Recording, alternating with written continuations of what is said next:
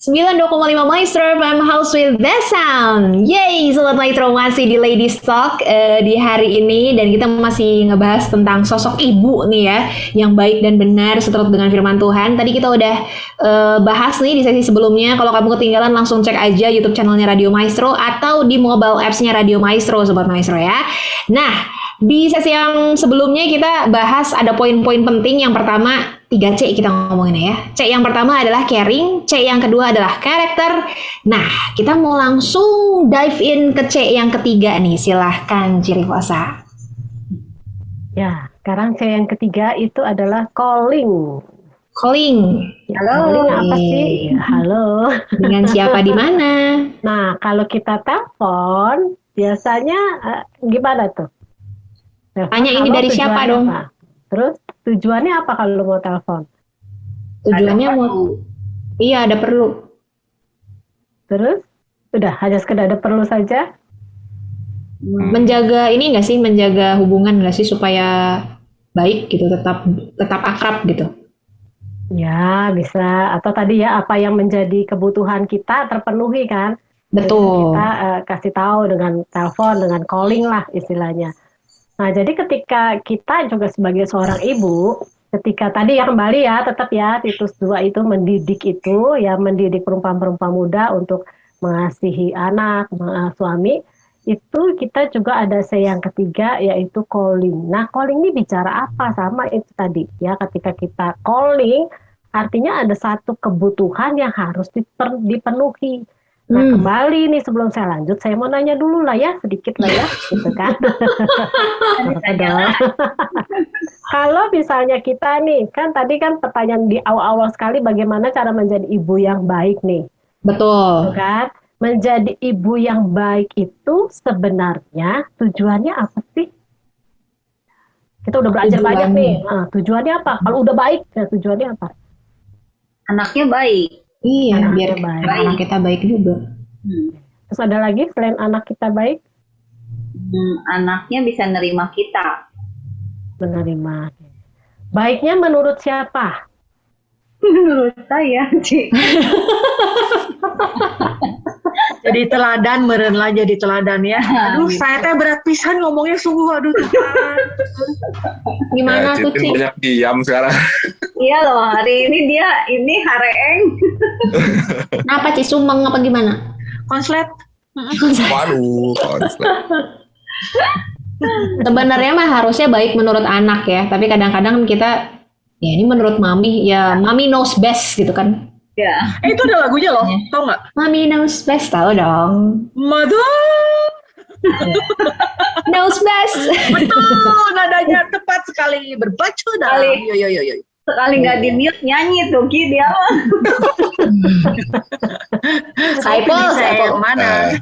Benar-benar. Tapi kalau gue sih ya kenapa ya kalau dari sisi aku ya, kenapa aku pengen punya ibu katakanlah yang baik ya aku juga pernah dengar sih dia selalu nanya, dia selalu ngomong kayak mami tuh pengen kamu jadi orang yang benar. Bukan cuman untuk mami aja di keluarga, tapi di luar, karena di luar itu justru yang bisa jadi orang benar itu justru akan nyelamatin kamu ntar di luar gitu. Kalau mami masih hidup, mami masih bisa ngasih tahu kamu, tapi kalau mami udah mati, nah siapa yang mau ngasih tahu? Ya. Jadi alasan dia selalu kayak gitu. Dan itu baik ya, dan benar juga kan ya, istilahnya mengarahkan hal yang benar lah. Tetapi kadang tanpa disadari, anak-anak kira-kira memahami nggak tujuan daripada Enggak sih, terlalu general jadinya. Kan saya dulu pernah remaja. Kita juga tidak bisa menyelami. Mau dengar kayak gitu kan, tapi sekarang itu kita ucapin. Dulu tuh kayak like I care gitu. Benar banget. Benar. You never understand me. Nah, itu benar ya sih. Apa gara-gara karena dikasih tahu pas ABG ya? Pas apa? Pas ABG. Ya karena kan kalau masih kecil kan belum ngerti dikasih tahu gitu. Artinya kalau mami meninggal gitu masih pas lagi kecil, wah nangis. Udah, berarti nanti direncanain dikasih taunya seminggu sebelum menikah. Itu nggak telat tuh ciri kosa. Telat banget itu mah. yang mau dikasih tahu apa seminggu sebelum menikah? Bener. Tagihan gedung. Nyalain kompor kayak gini, ini namanya mentega. Nah, itu kadang-kadang orang tua kan berpikirnya itu ya, maunya jadi ibu gitu kan, supaya anaknya nanti begini menurut kacamata kita. Ya, betul. pokoknya kamu nanti harus jadi orang benar ya, harus jadi orang sukses. Tapi kacamatanya kita, orang Sukses sukses kita. itu adalah Ya. Nah, ya udah kita buka kacamatanya yuk. Bolor atuh Cici. Kita semua berkacamata kecuali si iya papa. benar. Yo Apalagi pakai cuman softline aja nih. Kan balolor kabeh ya. Ngomong ini malah ngomongin bolor gitu. Silakan Ciri Bosa. Ci. Hei, bertobat kalian. Udah yuk. Ayo Ci. gara-gara kacamata ya. Iya. Ya itu ya. Jadi kan menurut kita gitu. Makanya sekarang banyak orang tua bingung. Ya, kan sekarang beda kan? Masih anak-anak ditanya nanti mau jadi apa? Cita-citanya mau jadi YouTuber. Mau jadi apa? E-sport. Main game gitu kan. Nah, itu kan karena memang udah beda zaman dan kebanyakan kan mama tuh kan gitu. Pokoknya kamu sukses ya, tapi menurut suksesnya kita. Kamu menjadi orang baik ya, kacamatanya kita. Kamu itu kalau nanti dewasa tuh cari pasangan tuh yang benar menurut kita, gitu kan. Kamu harus punya rumah, tapi kembali kriteria kita, sehingga ketika anak punya tuh selalu dikritik. Nggak ada yang benar, pokoknya cuma mama yang benar gitu kan. Orang tua yang benar. Nah, saya ngobrol sama anak saya ya, saya senyum sendiri. Dia nggak sampai ngomong gini, lagi ngobrol lah ya. Saya tanya berbagai lagi diskusi. Tiba-tiba dia ngomong gini, bener nih katanya. Kalau orang tua itu kadang suka bikin kesel anak gitu ya, terutama yang remaja pemuda gitu ya, katanya. Karena tuh suka nggak ngerti. Terus saya tanya, orang tua yang seperti apa sih yang bikin kesel anak-anak muda tuh? Dia bilang, orang tua yang nggak ngerti kalau dirinya nggak ngerti. Dia nggak bisa dikasih tahu. Lalu keluar kalimat yang saya senyum-senyum sendiri. Apa tuh? Kadang apa? Tepat sekali. Apa sih kalimatnya? Kalimatnya gini, lebih cepat menunggu orang tua meninggal daripada menunggu orang tua berubah. Saya sampai, itu ungkapan keputusasaan banyak anak-anak muda loh ternyata. Wow. Orang tua juga gak ngerti-ngerti kan. Dikasih tahu tuh gak ngerti, ini zamannya udah beda. Kalau di depan laptop itu nggak selalu main games nih gitu. Kalau kita pegang HP tuh nggak selalu, itu tuh. Jadi ternyata itu. Nah kembali tadi ya soal calling tadi. Ya kita pengen yang terbaik, tetapi menurut kita. Dan kembali kita lupa bahwa kan anak-anak itu ya manusia seperti kita yang bisa berubah, yang dinamis, yang bisa dipengaruhi oleh banyak hal gitu. Jadi kalau calling ini bicara bagaimana kita para ibu belajar untuk menolong anak menemukan potensi yang ada di dalam dirinya, bukan potensi yang kita mau loh gitu. Apalagi misalnya udah ada yang membetulkan. Dulu gitu ya. Mama papa itu di IPA sekolahnya, masa kamu IPS? Misalnya. Malah saya pusing nih kalau ada dengar kayak gitu. Terjadi sama saya. Kan baru pendaftaran, baru juga bayar tadi Ibu. Dulu mama sama papa orang manajemen loh. Anaknya kok nggak bisa matematika. Nah gitu. Tapi itu memang kejadian loh Ci. Suami saya kan dipindahin loh sekolahnya gara-gara nggak masuk IPA. Waduh. Bukan karena mama papanya IPA, karena saudara-saudaranya IPA gitu loh Ci. Malu masuk IPS ya. Aneh kan? Akhirnya pindah lah.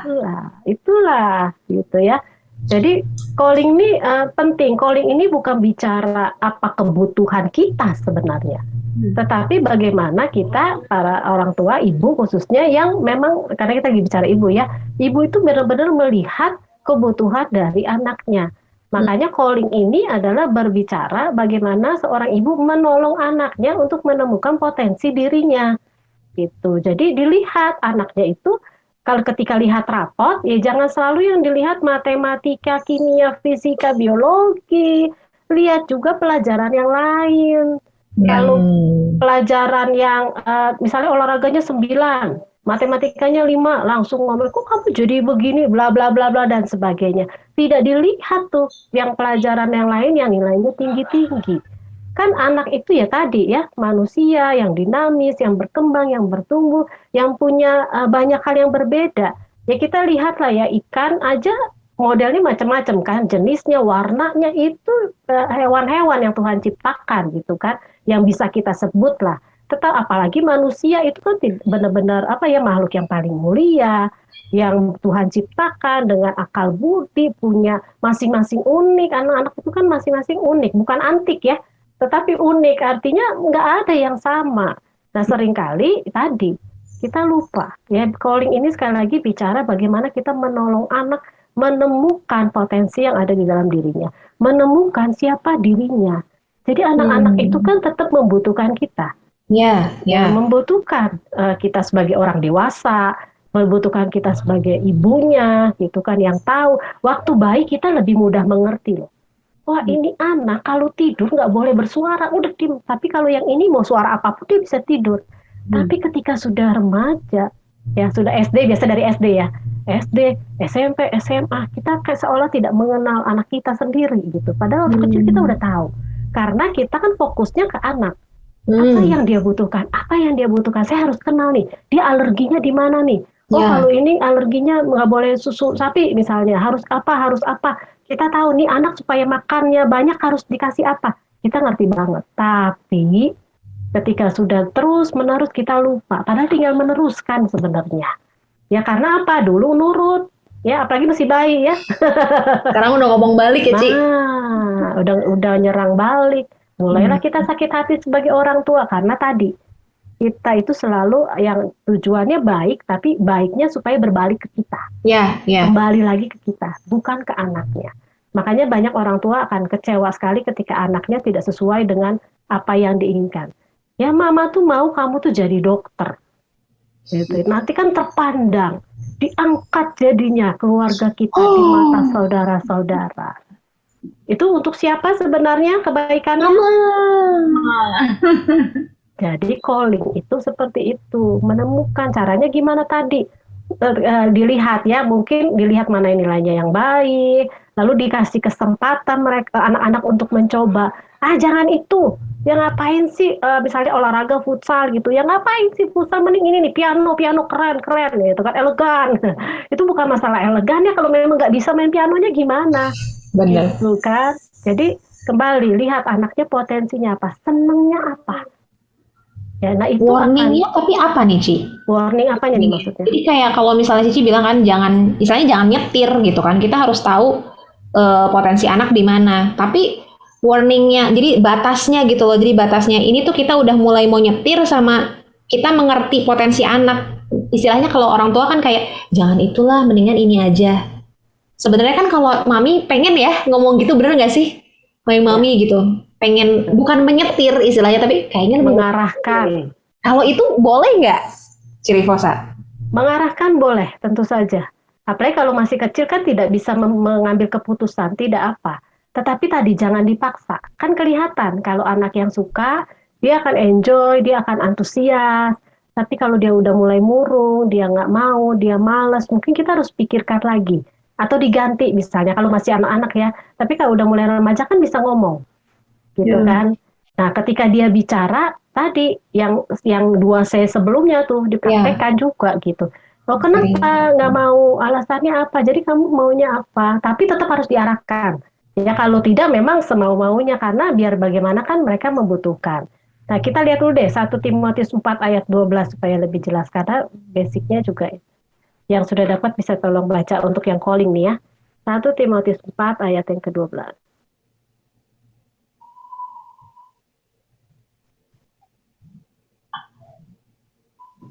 1 Timotius 4 ayat yang ke-12. Ya, silakan tolong bantu baca. Ada yang sudah dapat? Tunggu Cifangfang sih sebenarnya. Makanya dari tadi aku nungguin Cimapang nih. 1 Timotius 4 ya. 12. 12 sih. Si ayo tim kita kalah nih. Kayak lagi itu.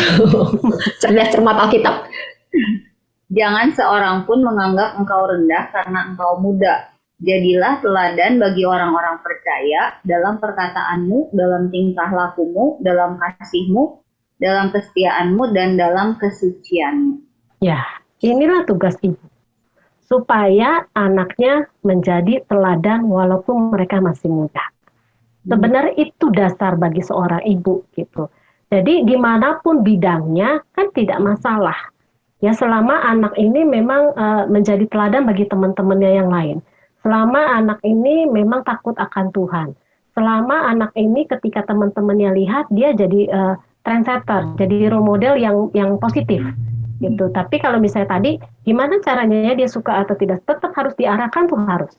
Nah, apalagi kalau dari kecil nggak apa-apa mencoba segala sesuatu kan nggak masalah gitu ya, nanti akan kelihatan tadi enjoy nggak anaknya, seneng nggak anaknya, lalu kemudian ya kitanya juga misalnya kalau ada biaya-biaya juga terjangkau tidak, lalu lihat di sekolah, kalau di sekolah kan suka ada kesempatan macam-macam ya, baik olahraga, seninya, kemudian juga yang mungkin akademik, itu kan kelihatan juga, dari nilai sebenarnya kelihatan. Makanya ketika melihat nilai anak-anak itu lebih bagus misalnya di musik, di seni, jangan langsung hopeless lalu merasa, duh anakku kok bodoh banget. Enggak, dia pinternya di situ. Ya kan anak-anak macam-macam kan, misal talentanya juga kan, berarti mungkin di situlah bidangnya dia. Tapi kalau memang yang nilai yang lainnya bagus, walaupun tetap ada ya anak-anak serba bisa, segala bisa. Tetapi terkadang ada anak yang serba bisa, segala bisa. Itu juga banyak yang bukan karena keinginannya. Karena mama mau aku les. Terus kamu kok bisa? Berarti kamu memang senang di situ? Enggak, ya kan karena belajar. Karena enggak, jadi kalau belajar kan jadi bisa. Kalau misalnya bisa kan jadi mama nggak marah. Nah itu tuh. Jadi ternyata banyak anak-anak juga yang bisa melakukan banyak hal bukan karena memang passionnya di sana, tapi karena memang ya dia harus belajar, dan karena dia nggak mau dimarahi, dia belajar lah supaya dia bisa. Tapi kalau ditanya, kamu ini di mana sih suka? Ya kamu nanti enggak. Terus kamu kenapa lakukan ini? Ya karena disuruh mama. Nah ini dia, semakin lama sekarang makin lama kan kita bisa lihat. Yang lulus SMA, bahkan yang sudah kuliah, bahkan yang lulus kuliah pun sama. Tapi harus diarahkan. Anak saya yang besar itu sekarang semester 7 ya. Diambil DKV. Saya juga waktu mau kuliah, ya anak-anak saya selalu tanya gitu ya, mau sekolah kira-kira di mana. Tapi kalau memang kacau pilihannya, ya saya kasih tahu dan alasannya. Lalu kemudian kuliah pun sama. Semua saya kasih tahu. Ya, kuliah itu ada bidang IA, B, C, D, E, dan semua saya kasih tahu. Nanti dia pilih gitu. Nah, ketika udah kuliah, pilihan dia sendiri sebenarnya. Waktu ngobrol-ngobrol lagi, ngomong soal passion tadi ya, karena kan sudah dewasa kan, udah semester 7, udah 21 tahun. Kemudian dia ngomong gini, nggak tahu juga sih passionnya di sini atau enggak. Gitu. Lalu saya tanya, tetapi kamu memang pilih sendiri kan? Iya, gitu, pilih. Udah waktu ujian juga dia belajar sendiri, gitu kan. Dia yang milih kampusnya, jurusannya, dan dia belajar sendiri. Terus nilai-nilai gimana? Bagus gak? Bagus. Tugas dikerjain gak? Dikerjakan. Ya tapi kan itu karena memang harus dikerjakan. Kan kata mami harus bertanggung jawab gitu kan. Oke, itunya udah bagus gitu. Tapi kan soal passionnya. Nah ini tugas kita. Akhirnya saya ingatkan lagi. Sebenarnya ketika memilih, sebenarnya kan itu udah muncul sebenarnya passionnya. Dari sekian banyak bidang, tetapi dia bisa pilih itu. Sebenarnya keinginan dia, hasratnya kan sudah kelihatan. Betul. Hanya belum bergairah lah ya, belum antusias, exciting banget. Benar. Masih so-so aja lah gitu. Saya bilang nggak apa-apa. Ya itu sebenarnya udah ada, dan dia ngangguk-ngangguk sendiri tuh. Ya juga ya. Kalau enggak pasti kamu semester 1 tuh udah kabur. Gitu ya. Oh iya juga, sekarang sampai semester 7. Nah itu peran orang tua tadi ya, mengarahkan, membimbing, memberikan kesempatan, melatih. Dan karena dia DKV, karena kan saya ngajar juga, saya suka minta bantuan. Bikinin mami klip dong, coba bikinin flyer kan. Nah ini melatih gitu. Jadi ini ada contoh bidang yang tertentu ya. Nanti kan kita bisa lihat anak itu di mana. Kalau dia memang olahraga, saya anak yang kedua di olahraga. Oke, kamu ikut klub apa? Oke, klub apa misalnya waktu itu pernah dia masuk ke volley, tapi cuma sebentar, ya sudah nggak apa-apa. Sekarang dia malah ke musik, gitu. Ya sudah tidak apa. Nah itu, jadi kembali dasarnya tadi tujuannya apa? Saya selalu menekankan karena saya juga belajar, kita sama-sama belajar ya. Ini kan bedanya bukan saya lebih baik, tidak sama sekali, tapi belajar duluan aja yang saya bagikan. Penekanannya ini, pokoknya apapun bidangnya, apapun yang dilakukan, ya mau orang bilang itu adalah misalnya jadi dokter itu lebih baik daripada jadi profesi yang lain, jadi arsitek, insinyur. Bilang itu semua nggak masalah. Di mata Tuhan tuh sama. Yang penting ya anak-anak tuh jadi teladan. Jadi tujuan kita sebagai ibu sebenarnya itu menolong anak, menemukan potensinya supaya dia jadi teladan bagi teman-temannya. Supaya dia jadi berkat bagi teman-temannya. Nah itu gimana caranya? Itu kan susah ya, tadi Erling ngomongin soal teladan. Kembali itu C yang sebelumnya. Apa tadi? Berulang-ulang. Dan bukan soal ngomongnya yang berulang-ulang ya. Kitanya, ibunya juga harus memberi contohnya berulang-ulang. Ada actionnya, benar. Anak-anak belajar dari panca indera. Jadi itu yang harus kita perhatikan dari soal calling ya. Sekarang tinggal kita lihat masing-masing calling kita itu untuk diri sendiri atau memang benar untuk anak-anak. Oke, wow. Ada tips mungkin Cirifosa untuk Sobat Maestro, tips singkat kali ya untuk para ibu yang sedang mendengarkan mungkin. Gimana caranya supaya bisa menghandle anaknya dengan lebih baik dan benar. Lebih baik dan benar cara menghandle-nya ya. Oke, tips yang pertama adalah tadi, dasarnya harus firman Tuhan, karena tidak berubah. Oke. Ya, itu tidak bisa tidak, gitu, karena itu tidak berubah.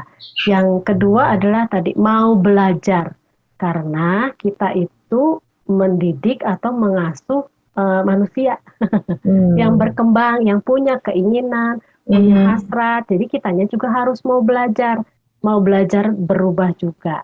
Dan yang ketiga adalah kita kalau sudah tahu ya lakukan dong gitu.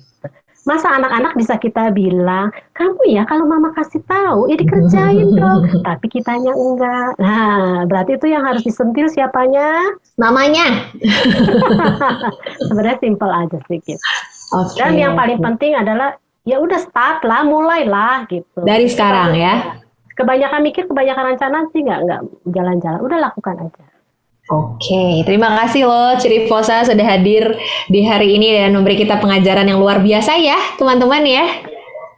Wow. Terima kasih juga para ladies. Selanjutnya ada lagi sesinya Cirifosa. Cirifosa, oh iya jelas, nanti saya yang jawab. Ada anaknya. Kita belajar dulu ya yang tadi ya. Praktekin dulu. Benar, yuk kata Cirifosa juga bilang starting dari sekarang nih Sobat Maestro, jangan nunggu-nunggu, jangan cuma jadi teori di kepala, tapi kita sama-sama belajar untuk bisa praktek mulai hari ini ya, supaya kita lebih baik bareng-bareng juga ya, dan lebih benar bareng-bareng juga, oke? Terima kasih buat hari ini para ladies dan juga Cirifosa, untuk Pak Produser juga, untuk Sobat Maestro juga, terima kasih. Untuk Anda yang baru saja mendengarkan dan terlewat, bisa langsung join di Maestro YouTube channel dan juga mobile apps-nya Radio Maestro, oke? Thank you semuanya, bye!